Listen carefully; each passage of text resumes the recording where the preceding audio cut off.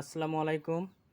আজকে শেয়ার করব আপনাদের সাথে মুরগিকে কিভাবে কুচে বসাতে হয়। তো শুরু করা যাক, চলেন। তো আমি আমার বেশ কয়েকটা মুরগি ডিম পাড়তিছে, প্রায় ৬-৭টা মুরগি হবে ডিম পাড়তিছে। তো ওগুলোকে আমি কিছু মুরগিকে কুচে বসাইছি আর কিছু মুরগি এখনও ডিম পাড়তেছে। তো এই তো ক্যামেরার সামনেই দেখতে পাচ্ছেন, এখানে 10টা ডিম দিয়ে আমি কুচে বসাইছি, 10 না 11টা ডিম। 4 4 8 3 11, 11টা ডিম দিয়ে কুচে বসাইছি। তো ডিমগুলো মাশাল্লাহ বড় বড়।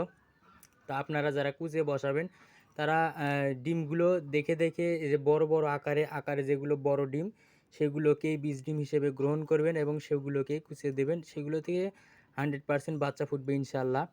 আর আপনারা খাঁচার ভেতরে কি দিবেন, এরকম এরকম খাঁচা ব্যবহার করবেন, মাটির খাঁচা।